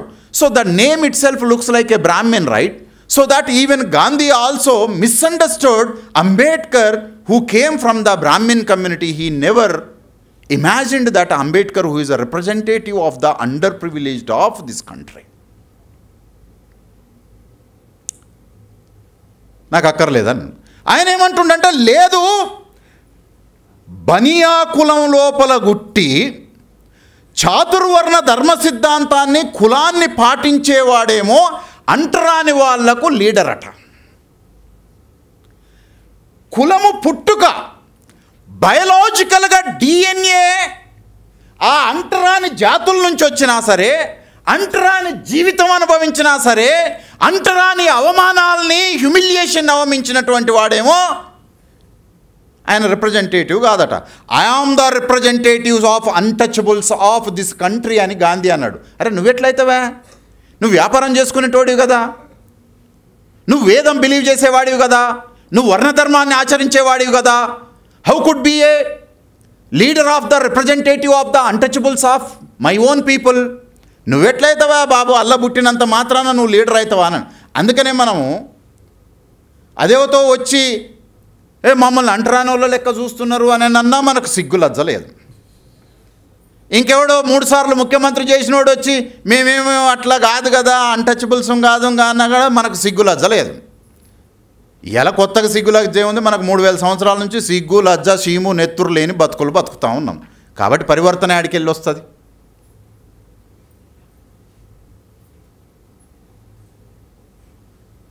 బాబాసాహెబ్ అంబేద్కర్ ఏమన్నాడంటే, you are not the leader of my own people. By DNA I'm the leader, by social life I'm the leader, by humiliation, by atrocities, by untouchability I am only the leader of my country. Leaders for my community should not come from the other communities. America లోపల ఒక black poet ఉండేవాడు, లాంగ్స్టన్ hues. మొదటి 2 ప్రపంచ యుద్ధాలు జరుగుతున్నప్పుడు America యుద్ధంలో, 2వ ప్రపంచ యుద్ధంలో గెలవడం కొరకు మనం యుద్ధంలో గెలవాలి అని అంటే మన పక్షాన అమెరికాలో ఉన్న బ్లాక్స్ కూడా కలిస్తే మనం యుద్ధంలో గెలుస్తాము అని అనుకున్నారు. బ్లాకుని కూడా యుద్ధంలో గెలవమంటే లాంగ్స్టన్ హ్యూస్ ఏమన్నాడు అని అంటే, నేను యుద్ధంలో రాను, ఈ ప్రపంచం అంతా మాడి బూడిదయ్యి సర్వనాశనమైన మేము ఆ యుద్ధం లోపల పాల్గొనం. ఎందుకు అని అంటే, నేను ఒకసారి ఈ యుద్ధంలో పాల్గొని అమెరికా యుద్ధంలో వాళ్ళ శత్రువుల మీద గెలిస్తే రేపటి నుంచి వాడి డామినెన్స్ అంతా నన్ను ఎక్కి తొక్కి కూసోడానికి పనికొస్తుంది. కాబట్టి నేను యుద్ధంలో అమెరికా పక్షాన పోరాడను అని అన్నాడు. మరి మనమేమో పొద్దున్న లేస్తే ఎవని కోటెత్తున్నామో, ఎవనెమ్మడి తిరుగుతున్నామో, ఎవని పద్యం పాడుతున్నామో, ఏదో I'm sorry for using the anti feminist kind of comments. తినేది ఒకటి సొమ్ము, పాడేది ఇంకొకటి పాట. దళితుల పని అంతా పొద్దున్న లేస్తే ఇదే పని. మనం ఒకని సొమ్ము తినాలి, ఇంకొకని పాట పాడుకుంటా కూర్చోవాలి, రైట్? మనకు మన తండ్రి పాట వద్దు, మనకు మన తాత పాట వద్దు, మనకు రాజ్యాంగం పాట వద్దు, మనకు ఏ పాటలు వద్దు. మనం చెక్క భజనలు చేసుకుంటూ కూర్చోవాలి. పలానా పండగ రాగానే మొత్తం వంగామ ధూమ్ధామ్ చేసుకుంటూ తిరగాలి. మన బతుకులంతా బానిస బతుకులు. ఎందుకు అని అంటే, మనకు బో పెట్టేది ఒకడు, మనం ఇంకొకరి కోసం పాట పాడతాం. కాబట్టి దాంట్లో పరివర్తనలు ఎక్కడి, సమాజం ఎక్కడిది, విప్లవం యాడికెళ్ళి వస్తుంది. కనపడ్డ అడ్డమైన నా కొడుకంతా కూడా మనం ఎందుకు పొద్దున్న లేతే తిడతా ఉంటాడు అని అంటే, మన బతుకులో సిన్సియారిటీ లేదు, మన మైండ్ మన దగ్గర లేదు, right? Then immediately Babasaheb Ambedkar ఏమన్నాడు అని అంటే, ఈ దేశంలో ఉండినటువంటి దళిత వర్గాలంతా కూడా ఉత్తరాలు రాయండి, బ్రిటిష్ ప్రభుత్వానికి చెప్పండి ఎవడు ఒరిజినల్ రిప్రజెంటేటివ్ అని అన్నాడు. There are some slaves. చెంచా నా కొడుకులు గాంధీ మా నాయకుడని రాసినటువంటి దళిత లీడర్లు ఉన్నారు ఈ దేశం లోపల. గాంధీ మా నాయకుడు కాదు, మా హృదయాలలో కొలువుదీరినటువంటి దైవం బాబాసాహెబ్ అంబేద్కర్. మా సమస్యని ఆయనే రిప్రజెంట్ చేస్తాడు రౌండ్ టేబుల్ సమావేశం లోపల. ఆయన రాసిన ఉత్తరాలు కోకొల్లలు. Then British government considered, because there is some sort of the democratic system, they consider Baba Saheb Ambedkar as a leader of the untouchable communities. Finally they decided that దళితులకు ప్రత్యేక నియోజకవర్గాలు ఉంటాయి అని. నీ తండ్రి ఎంత శక్తివంతమైన వాడో ఇంకొక మాట చెప్తాను వినండి. ఈ దేశం లోపల కోటాను కోట్ల సంపద ఉండబడినటువంటి వాడికి, వేల ఎకరాల భూములు ఉన్నటువంటి వాడికి, మీ దగ్గర కూడా ఇక్కడ పిఠాపురం జమీందారని, ఆ చల్లపల్లి జమీందారని చాలామంది జమీందారులు ఉండే. తెలంగాణలో జన్నారెడ్డి ప్రతాప్ రెడ్డి కుటుంబము 1,75,000 ఎకరాల భూమి కలిగినటువంటి భూస్వామి. 1,75,000 ఎకరాల భూమి. ఈ 1,75,000 ఎకరాలు కలిగిన భూస్వామికి, చెల్లపల్లి జమీందార్కి, పిఠాపురం జమీందార్కి, వనపర్తి జమీందార్కి, కొల్లాపూర్ జమీందార్కి ఈ దేశం లోపల 600 మంది రాజులుంటే 600 ఓట్లే ఇయ్యమని చెప్పిండు. కానీ దళితులు ఈ దేశం లోపల 1000 మంది ఉంటే 2000 ఓట్లు ఇయ్యమని చెప్పిండు నీ తండ్రి. ద మోస్ట్ వీకెస్ట్ పర్సన్, ఏమి చదవని దళితునికి 2 ఓట్లు ఇయ్యమన్నాడు. బాగా చదువుకొని బాగా సంపద ఉండి భూములు, ఆస్తి, ఐశ్వర్యాలు, సర్వస్వముతోటి తులతూగేటటువంటి గాంధీకి కూడా ఒక్కటే ఓటు ఉండాలి. కానీ అంబేద్కర్ నాకు 2 ఓట్లు ఉండాలి. మా తాత కూసున్న మంచంలో, పన్య మంచంలో లేవలేని, ముడ్డి గడగలేనటువంటి దళితునికి 2 ఓట్లు ఇప్పించిండు నీ తండ్రి. ఎంత శక్తివంతుడైతే సాధ్యమవుతుంది. Who is the powerful man? The powerful people never feel that. They don't have anybody else with them in physical. Right? ఎంత శక్తి ఉంటే గాంధీ ఈ దేశమంతా నిన్ను జాతిపిత అంటే నీకొక్క ఓటిస్తా. మనిషి కాదన్నోడికి, గబ్బిలమని అనుకున్నోడికి, హీనంగా చూడబడినోడికి 2 ఓట్లు ఇస్తానని అన్నాడు. Is it possible for anybody else?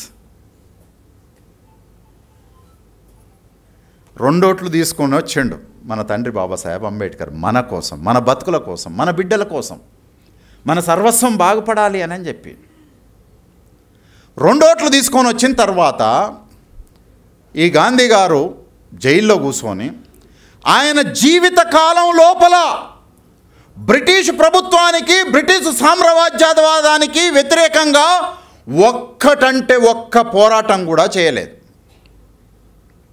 ఎవరైనా గాంధీ ప్రేమికులు ఆ తర్వాత నా ఉపన్యాసం విని మాట్లాడే వాళ్ళు ఉన్నా కూడా నాకేం అభ్యంతరం లేదు. I strongly committed for my father's statement. My father Ambedkar tyreless war చేసిండు. ఒక్క మనిషి. కనీసం నా తండ్రి మరణం తర్వాతనన్నా కూడా నేను నా తండ్రి వాక్యాన్ని సత్యవాక్యం అని చెప్పుకోలేకపోతే నా బతుకు జీవితమే వృధా. నేను బతికున్న సచ్చినోడి కింద లెక్క.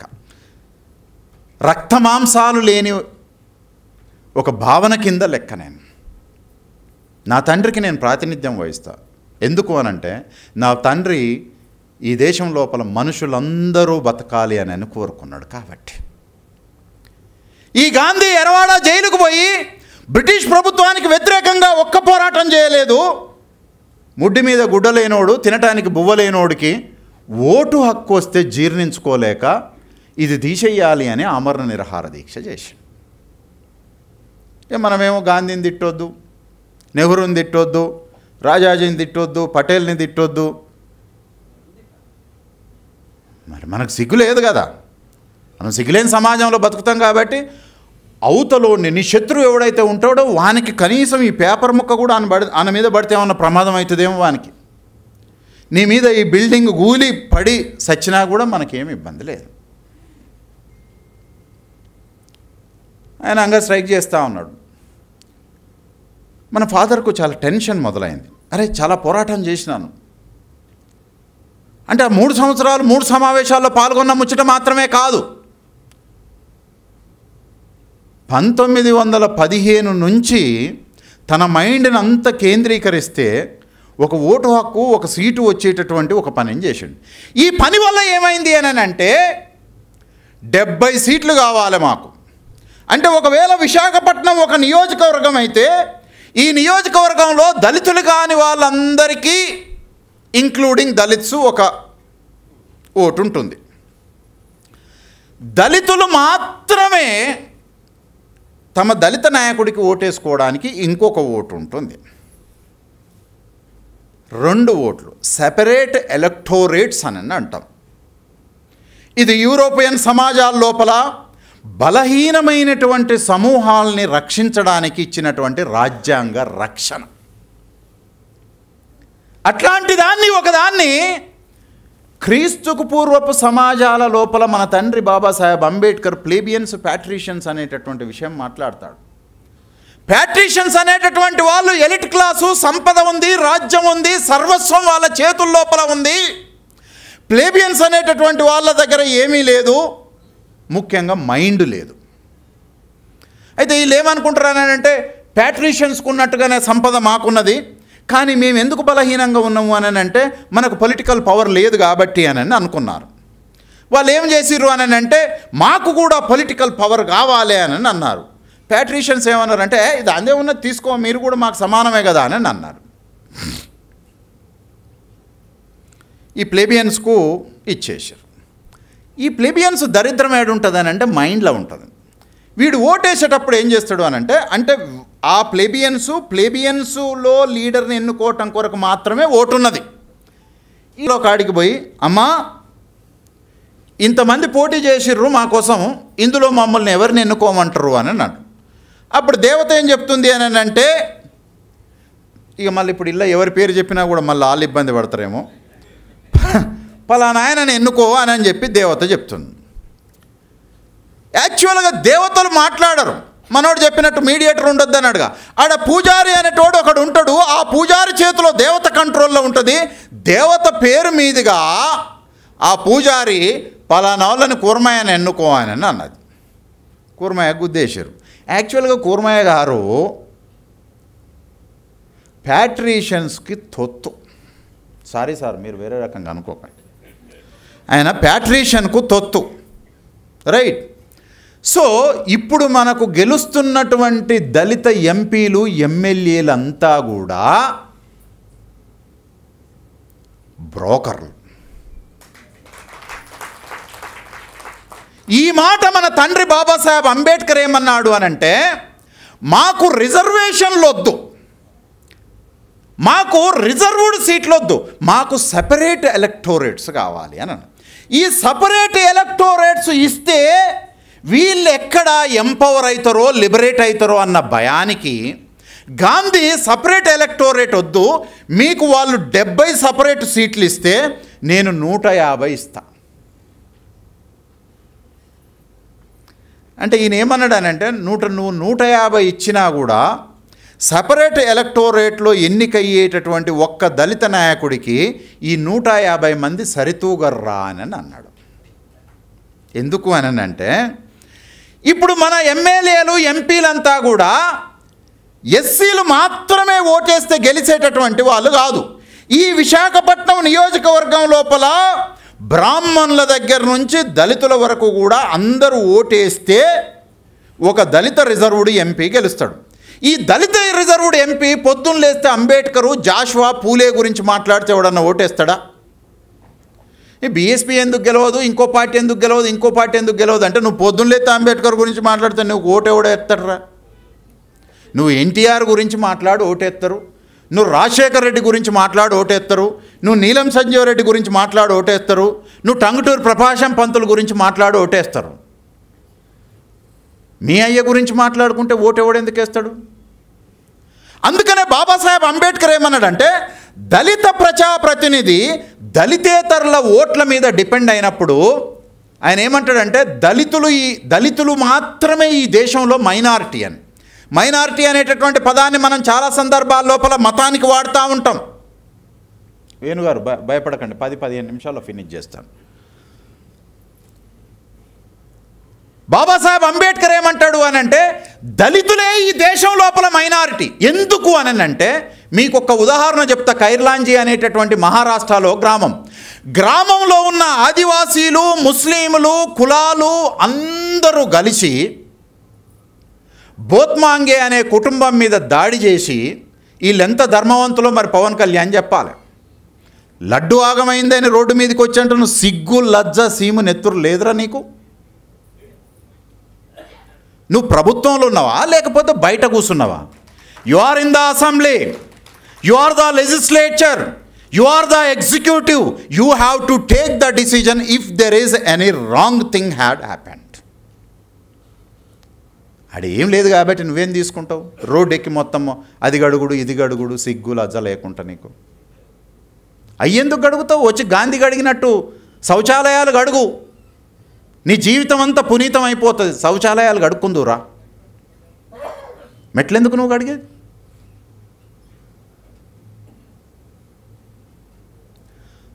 సో బాగా ఫోర్స్ చేసిర్రు, మన తండ్రిని బలవంతం చేసిర్రు.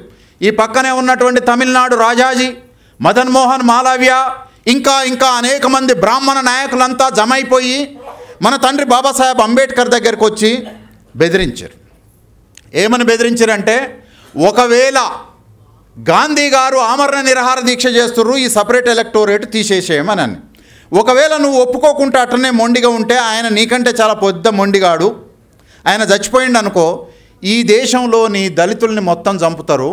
ఈ ప్రపంచంలో ఇప్పటి వరకు కొన్ని వేల యుద్ధాలు జరిగితే ఆ వేల యుద్ధాలలో కూడా చనిపోనంత మంది మనుషులు నీ ఒక్క కులంలో చచ్చిపోతారు. చచ్చిపోతారు కాదు, సంపుతామని అర్థం ఇది.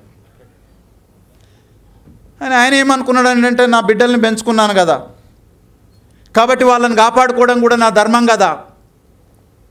ఒకవేళ గాంధీ చస్తే ఈ దేశంలో ఒక్కడంటే ఒక్కడు అంటరాని వాడు ప్రాణంతో శ్వాసతోటి ఉండడు. ఏం చేయాలి? ఓటకు కంటే పానం ఇంపార్టెంట్ కదా, బిడ్డల ప్రాణాలు ఇంపార్టెంట్ కదా. మన ప్రాణాలని, కోటాను కోట్ల మన ప్రాణాలని మన తండ్రి కాపాడదామనుకొని ఎదవలతోటి ఒప్పందం చేసుకోలే. దాన్ని వాడే పదం కూడా తప్పు. పూనా ఒప్పందం అని పిలవద్దు, పూనా భయం అని పిలవాలి. ఇట్ ఈస్ నాట్ ప్యాక్ట్, ఇది కాంట్రాక్ట్ కాదు. నా తండ్రి ఆ కాగితం మీద భయంతో సంతకం చేసిండు. కాంట్రాక్ట్కు ప్రిన్సిపల్స్ ఉంటాయి, నేను లా స్టూడెంట్స్కి టీచ్ చేస్తాను. The fundamental principal of contract ఏంటిది అని అంటే, ఇరువైపులా ఉండేటటువంటి పార్టీలు భయం చేత కానీ మానసిక దౌర్బల్యం వల్ల కానీ ఎటువంటి ఒత్తిడి లేకుండా ఇష్టపూర్వకంగా ఎదుటి వ్యక్తితోటి ఒక అగ్రిమెంట్ చేసుకుంటే that is called contract. How could we call it Poona pact? ఒప్పందము, కాంట్రాక్ట్ జరిగింది. కాంట్రాక్టే జరగలేదు అక్కడ. నువ్వు నా తండ్రిని భయపెట్టి ఇప్పుడు భూములంతా రాపించుకుంటారు కదా ఈ రాజకీయ నాయకులంతా, వాని భయపెట్టి ఈయన భయపెట్టి భూములంతా రాపించుకుంటారు కదా. ఈ దేశాన్ని గాంధీ రాపించుకున్నాడు మన తండ్రి దగ్గర నుంచి. రాసిండు, రాసి బయటకు వచ్చిన తర్వాత ఏం చెప్పిండు అని అంటే, రేపటి నుంచి గెలవబోయేటటువంటి 148 మంది పార్లమెంటు సభ్యులు గాంధీకి చెంచాలుగా పనిచేస్తారు, నా ప్రజలకు ఏమీ పని చేయరు అని అన్నాను. 1935 నుంచి 2025 వరకు 24 వరకు ఈ దేశంలో చెంచాలు దళిత రిప్రజెంటేటివ్గా ఎంపికవుతుర్రు. Yes, it is true. మీకు ఇబ్బంది ఉన్నా రెడ్డి గారి కోసమో, రావు గారి కోసమో, శాస్త్రి గారి కోసమో మీకు ఇబ్బంది ఉన్నా, నేను నా అయ్య బాబాసాహెబ్ అంబేద్కర్ జీన్ నుంచి పుట్టుకొని వచ్చిన కాబట్టి నా తండ్రి ఈ దేశం కోసం వెచ్చించినటువంటి లక్ష్యమే నాకు important. Nobody is important for me. అప్పటి నుంచి ఇప్పటి వరకు అంతా కూడా చెంచాలు గెలుచుకుంటూ వస్తున్నారు అని అన్నాను. ఎక్కువ ఓట్లు దళితేతరులు ఉంటాయి కాబట్టి దళితేతరుల ఓట్లను తీసుకోవాలి అని అంటే దళితుల కోసం పనిచేస్తే దళితేతరులు ఓటెయ్యరు. కాబట్టి నువ్వు ఏ దళిత ఎమ్మెల్యే ఎంపీ దగ్గరికైనా మాట్లాడు. నీ దళిత ఎమ్మెల్యే వెంకట్రావు గారికి బాగా తెలవాలి. చుండూరు విషయంలో కానీ, కారంచేడు విషయంలో కానీ, పదిరికుప్పంలో కానీ, నీరుకొండలో కానీ, లేదా తమిళనాడులో జరిగినటువంటి అరాచకాలు మార్నహోంలో కానీ ఏ దళిత రిప్రజెంటేటివ్, ఏ దళిత ఎమ్మెల్యే ఎంపీ నీ పక్షాన్ని నిలబడి. Why they didn't for you? తమ్ముడు మనోడు ఇన్నే ఉన్నాడు. నేను రాజాం లక్ష్మీపేట పోయాను. 8 మందినో 10 మందినో చంపేసిరాడ. ఆడోళ్ళు మంచినీళ్ళు కారం పొట్లాలు ఇస్తుంటే మొగోళ్ళు బరిసెలు పట్టుకొని నరికారు లక్ష్మీపేటలో. ఈయన్నే పక్కనే. నేను ఆ ఊరు పోయినా. ఏమో ఆడోళ్ళు చాలా ఇది అది అని అంటారు కదా. ఆడోళ్ళు మొగోళ్లకు నీళ్ళు పాలు కారం పొడులు ఇస్తుంటే కారం పొడులు కళ్ళల్లో కొట్టి ఆ గ్రామం లోపల 8 మందిని బరిసెలతోటి గండ్రగొడ్డలతోటి నరికి చంపారు. Is there any representative who speak that issue in the parliament and assembly? ఈ విషయంలో న్యాయం జరిగిందా? ఇప్పటి వరకు 1000 సంఘటనల లోపల దళితులకు అన్యాయం జరిగితే దానికోసం నిలబడ్డవాడెవడన్నా ఉన్నాడా? నా తండ్రి స్త్రీలకు స్వేచ్ఛనియ్యలేదు అని చెప్పి, ఓబీసీలకు రిజర్వేషన్ ఇయ్యలేదు అని చెప్పి, నాకు ఈ పదవి ఒక పనికి మానేల బిస్కెట్ తోటి సమానం అని దాన్ని అవతల ఇసిరేసి వచ్చి నిలబడ్డాడు. ఆయన ఇచ్చినటువంటి సీట్లో గాంధీ కోసం పనిచేసేటటువంటి రాజకీయ వ్యవస్థ ఉంది. అందుకనే మొట్టమొదటిసారి బాబాసాహెబ్ అంబేద్కర్ మరణం తర్వాత మాన్యవర్ కన్షీరామ్ మొదటిసారి ఆయన కూడా కొన్ని రాజకీయ పార్టీల లోపల ఉన్నాడు. 1970 నుంచి 81 వరకు మాన్యవర్ కన్షీరామ్ రకరకాలైనటువంటి సంస్థల్ని పెట్టి చేశాడు. ఆ మొత్తం కాలం లోపల ఆయన ఒకటే చెప్పిండు, సెప్టెంబర్ 24 నిజానికి మనకు ఒక సామాజిక పరివర్తన దినం. కానీ సెప్టెంబర్ 24 మన జీవితాల లోపల అత్యంత దుర్దినమైనటువంటి దినం.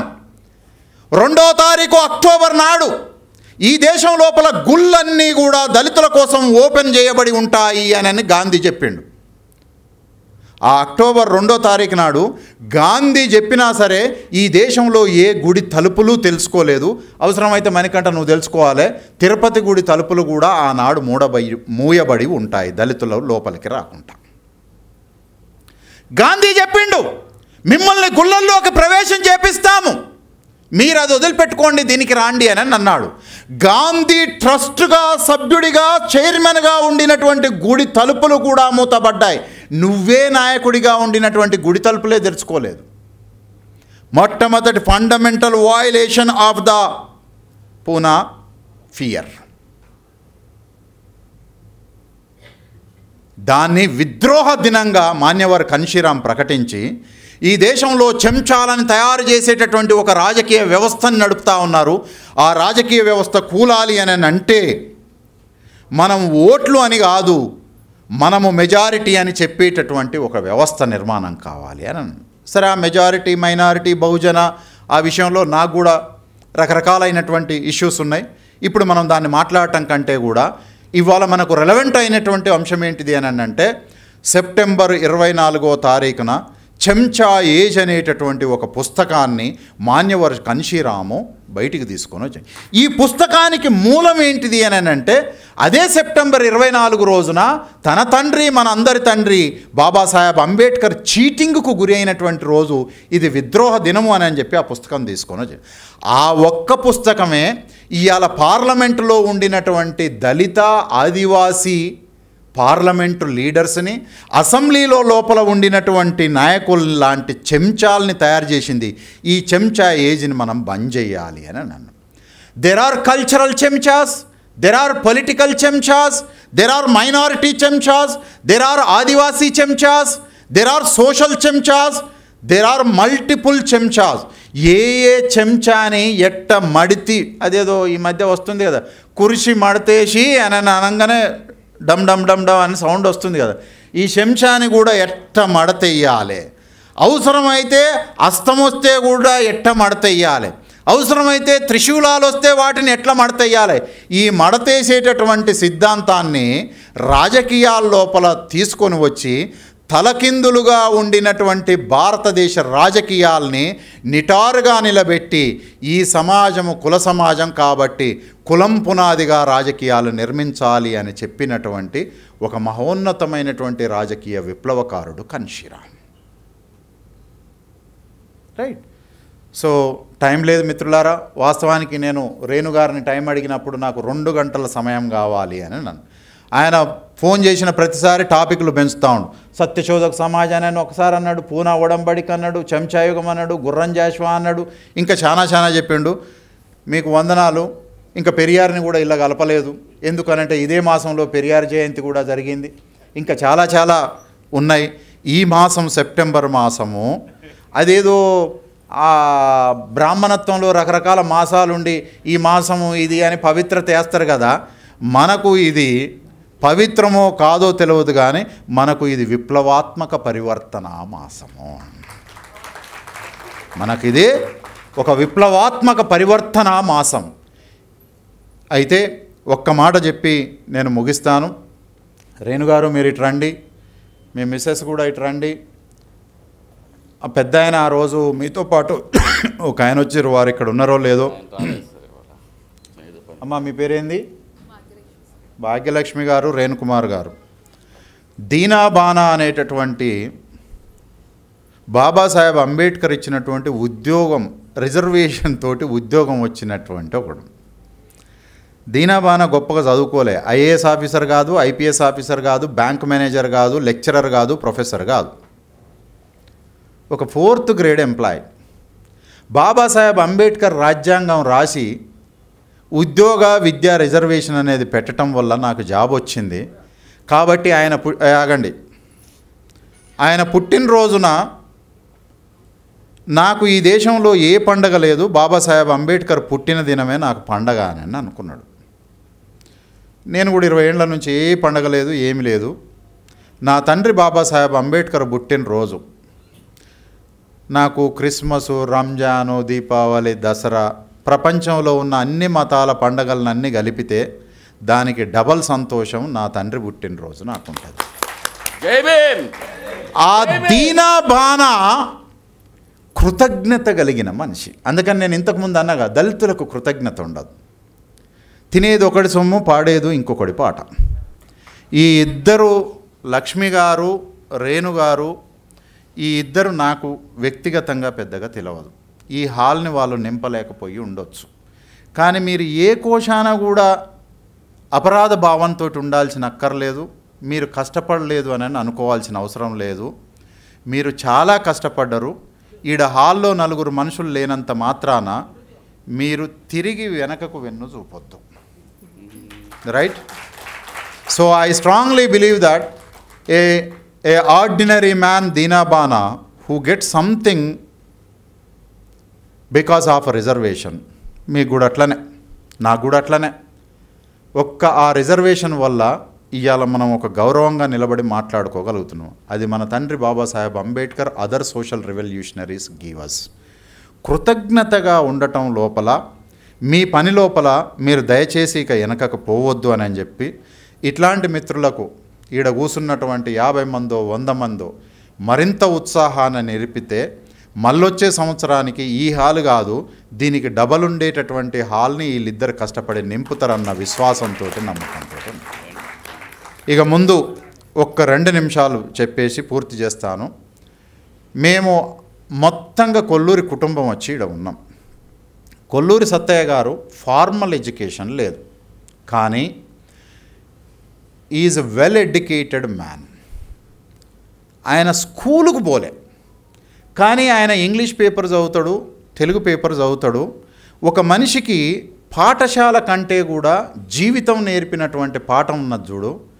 ఆ పాఠం నేర్చుకుంటూ తన తల్లి మంత్రసాని దగ్గర నుంచి మనుషులతోటి ఎట్లా బతకాలో నేర్చుకున్నాడు. ఆయన పుస్తకం మట్టి మేధావి అనేటటువంటి దాన్ని ఆయన పదవిరమణ రోజు మనం రిలీజ్ చేసుకున్నాం. అయితే తను దళితుల లోపల మాదిగ సామాజిక వర్గానికి చెందినటువంటి వ్యక్తి, నేను మాల సామాజిక వర్గానికి చెందిన వ్యక్తిని. మణికంఠ మున్నూరు కాపు, కంచాయిలయ Golla, there is a Gowda, there is a Yadav, there is a Kshatriya తూర్పుగోదావరి జిల్లా రాజులు, వీళ్ళు ఒక అమృత సత్తయ్య కొల్లూరి ఎడ్యుకేషనల్ సొసైటీ. ఎక్కడైతే సొసైటీ లేదని అంబేద్కర్ అన్నాడో ఆ సొసైటీని నిర్మించడానికి మేము కులానికి ఒక్కళ్ళం అందరం ఆడ జమయ్యి ఈ ఆస్క్ ఎడ్యుకేషనల్ సొసైటీ పేరుతోటి ఈ సంస్థను నడుపుతున్నాం. ఈ సంస్థ ఇవాళ సుమారు 700 మంది దేశంలోని 25 రాష్ట్రాలకు సంబంధించిన వాళ్లకు కెరియర్ కౌన్సిలింగు, కెరియర్ ట్రైనింగ్ కాదు మేము ఇచ్చేది.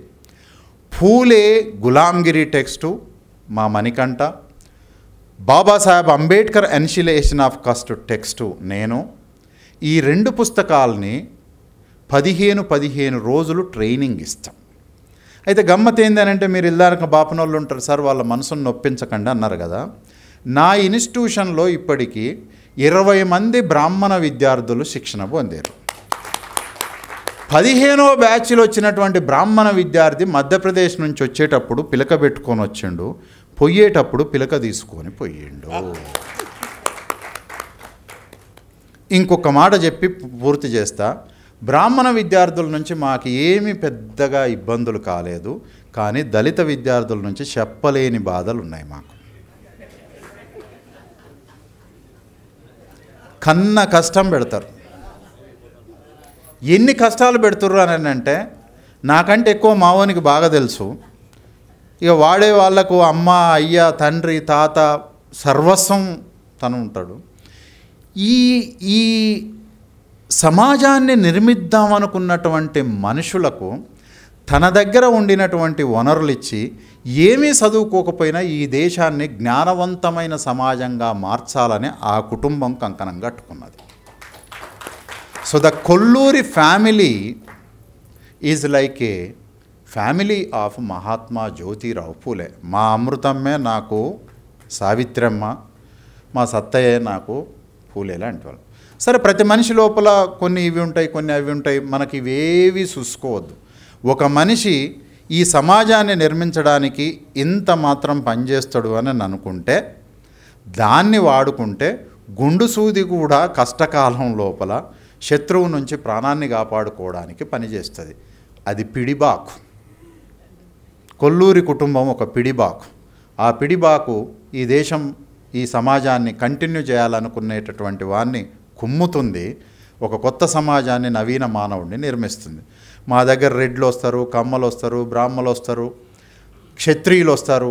ఇప్పటి వరకు మన దగ్గర శిక్షణ తీసుకోబడని కులం అంటూ ఏదీ లేదు.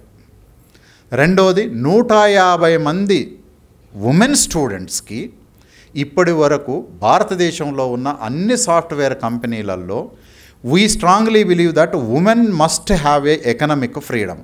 150 మంది విద్యార్థులు 3 లక్షల ఏడాది జీతం నుంచి 12 లక్షల ఏడాది జీతం వరకు పొందిన వాళ్ళు ఈ ఇన్స్టిట్యూషన్ లోపల ట్రైన్ అయ్యారు. సరే, ఇక నేను ఇంతకంటే ఎక్కువ మాట్లాడను. 10 నిమిషాలు మాత్రమే ఉంది. ఈ 10-15 నిమిషాల లోపల మనం వారిని సత్కరించుకోవాలి. వారిని ఒక 5-10 నిమిషాలు మాట్లాడేటటువంటి అవకాశం ఇవ్వాలి. నా వల్ల ప్రోగ్రాము కొంత టైము అటు ఇటు అయినందుకు నన్ను క్షమించమని చెప్పి కోరుకుంటూ ధన్యవాదాలు. Thank you.